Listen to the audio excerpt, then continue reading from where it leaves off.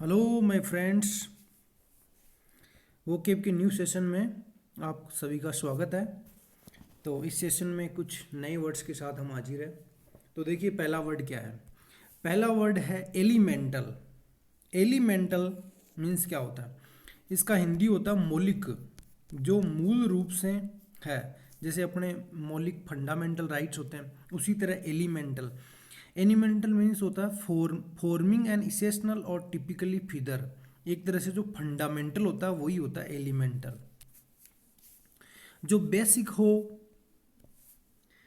Primary हो, principal हो, fundamental हो, इसेशनल हो, एलिमेंट्री हो, जो जरूरी हो। और देखिए एक इसमें एग्जाम्पल है, fair always apparent at the elemental level. भाई किसी भी चीज का पहली चीज क्या होती है। जब कोई चीज करते हैं तो पहले प्रयास में असफलता उसका एक एलिमेंटल लेवल होता है। असफल होना इसका मतलब ये नहीं है कि उसमें हम उसे आगे नहीं करें, तो वो तो एक तरह का लेवल ही होता है। देखो related to an embodying the power of nature से रिलेटेड भी है। इसका एक और सिमिलर वर्ड हो सकता है natural, atmospheric, meteorological and environmental. देखिए सेकंड नंबर वर्ड है गिबेरिश। GIBBERISH। ये मीनिंग ध्यान में रखिए। गिबेरिश गिबेरिश मीन्स होता है स्पोकन और written word that have no meaning. एक ऐसा बोला गया या फिर लिखा गया वर्ड जिसका कोई मतलब नहीं है, उसे कहा जाता है गिबेरिश। जो एकदम क्या हो, नॉन सेंस हो। ये देखो इसका सिनोनिम भी नॉन सेंस हो सकता है।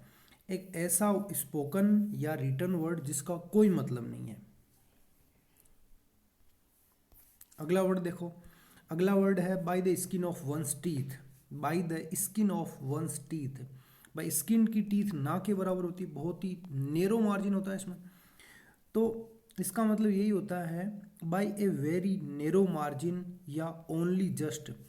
जैसे हम बोलते हैं अरे मैं तो आज बाल बाल बचा था, मतलब मेरा एक्सीडेंट होने से मैं बाल बाल बच गया, वरना तो एक्सीडेंट हो जाता। तो वही बात है, बाल बाल बचना कोई चीज़ ओनली जस्ट या नेरोली, या बेरली मुश्किल से, या बाई ए नोज, या फिर बाल के जितना सा, इतना सा गैप रहा, बाल के जितना सा गैप रहा। By a hair of breath, hair's breath है। बाई नेरोवेस्ट मार्जिन, बहुत ही कम मार्जिन था, बाई ए विस्कर भी बोल सकते हैं। देखो इसमें लिखा, और देखो इसका एग्जाम्पल क्या है। I only got away by the skin of my teeth. मैं बिल्कुल थोड़ा सा रहा था। आगे देखो नेक्स्ट क्या है। नेक्स्ट है टेंटामाउंट। टेंटामाउंट क्या होता है। टेंटामाउंट होता है जब कोई चीज़ बराबर हो उसके, जैसे 2 = 2, तो ये 2 टेंटामाउंट 2 बोल सकते हैं। इक्विवेलेंट इन सीरियस टू और वर्चुअली द सेम एज। जैसे आपकी स्थिति है वैसे ही अगले की स्थिति है, तो वो भी एक तरह से टेंटामाउंट हो गया। एज गुड एज या मोर या लेस, बराबर आपके जितने हैं। जैसे बोलते हैं भाई तेरे कितने नंबर आए, तो बोलेगा भाई मेरे 100 में से 50 नंबर आए। तो अगला बोलेगा अरे मेरे भी लगभग इतने ही हैं, मेरे 49.5 है। तो एक तरह से क्या हो गया, वो टेंटामाउंट इक्विवेलेंट होता है, इक्वल टू। देखो एक चीज़ का ध्यान रखिए, टेंटामाउंट टू लेता है आगे प्रीपोजिशन, ये भी बहुत ही इंपॉर्टेंट है। देखो ये एग्जाम्पल क्या कर रहा है। The resignation were tantamount to an admission of guilt. उसका रिजिग्नेशन क्या बताता है कि उसने भाई अपनी गलती स्वीकार कर ली है। देखो आगे क्या है, a chicken and egg situation. देखो कभी कभार आपने सुना होगा कि भाई अंडा पहले आया मुर्गी पहले आई, वही बात ये है। A chicken and egg situation, a situation in which it is impossible to say which of two things exist first and which caused the other one। एक ऐसी सिचुएशन जिसमें यह बताना मुश्किल हो दो वस्तुओं में से कि पहले कौन सी एग्जिस्ट हुई, and which caused the other one, और दूसरी का कारण क्या है, दूसरी के आने का कारण क्या है। वो बात हो गई यहाँ पर। एक तरह से हम क्या कंफ्यूजन में है। आगे देखिए, आगे है by be a 9 day wonder. 9 दिन की खुशी। 9 दिन की खुशी क्या कहते हैं, to be a cause of great excitement और interest for a short time but quickly forgotten.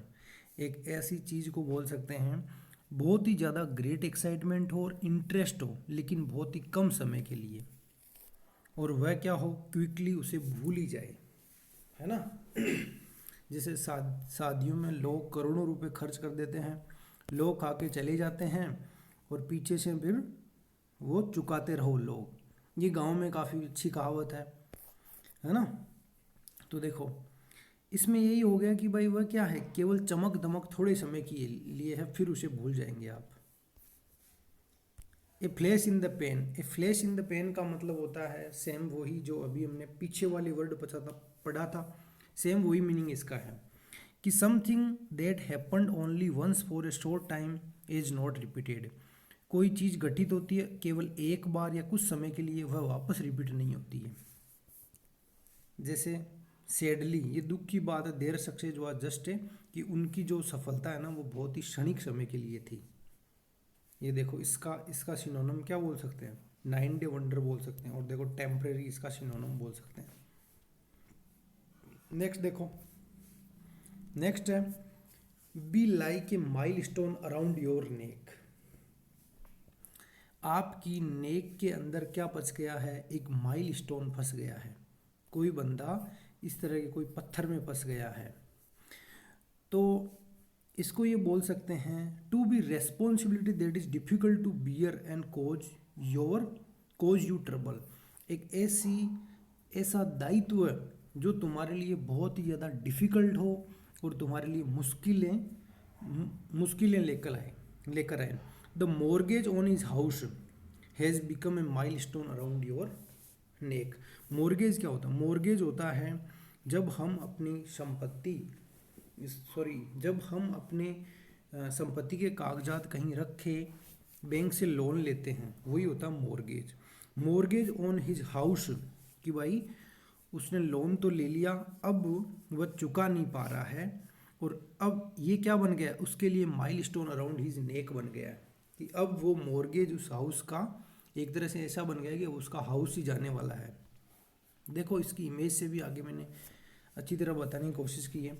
ये देखो इस बंदे के ये माइलस्टोन फंसा हुआ है यहाँ, तो ये इसको क्या लेगा, इसकी तबाही का कारण बनेगा ये, है ना। या फिर पुराने टाइम में देखो इस तरह की चक्की होती थी जिसमें नीचे पार्ट और ऊपर पार्ट होते थे, इसको हम घुमाते थे, तो ग्रेन को क्या करते थे, ये क्रस्ट करते थे, ग्रेन को पीसते थे, धान को। तो वही बात यहाँ होगी, एक बहुत ही ज़्यादा हेवी बर्डन है जो उसके डिजास्टर्स कॉन्सिक्वेंस, बहुत ही बुरे परिणाम लेके आएगा। जैसे देखो ये वाली एग्जांपल और हम देख सकते हैं, इस बंदे के ये माइलस्टोन इसकी नेक पे है, ये इसके अंत का कारण बनेगा। आगे देखो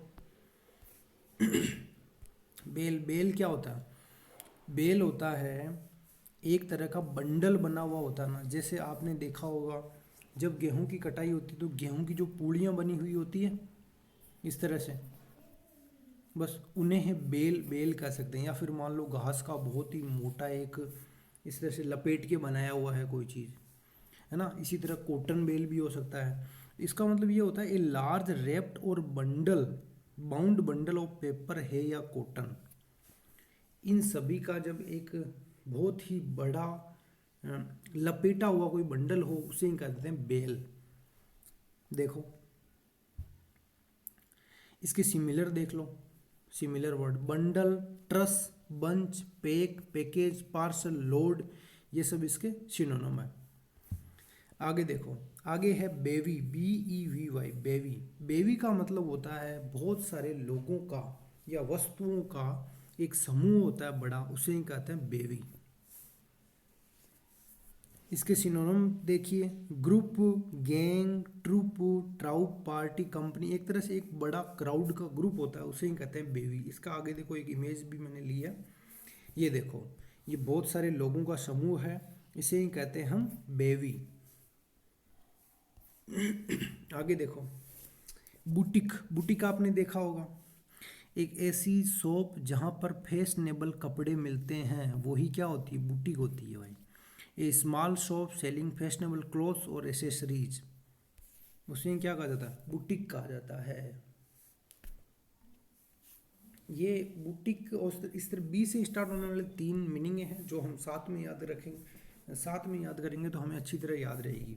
एक बैंक्विट होता है, BANQUET। बैंक्विट क्या होती है, बैंक्विट होती है दावत।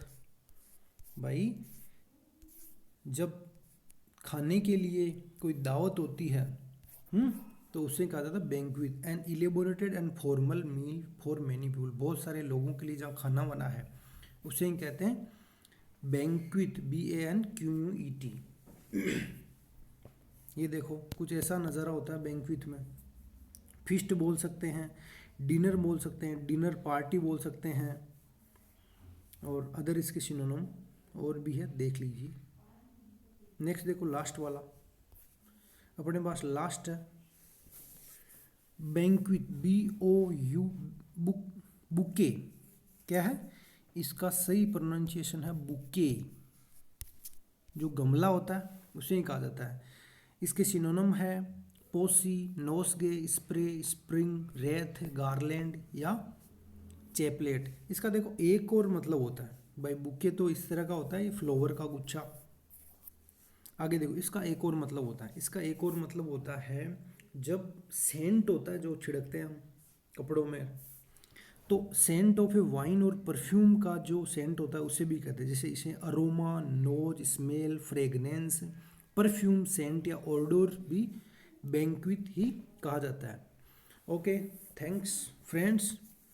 और नेक्स्ट में बताइए किस तरह से अब अगला सेशन लाएं और कौन से वर्ड लें।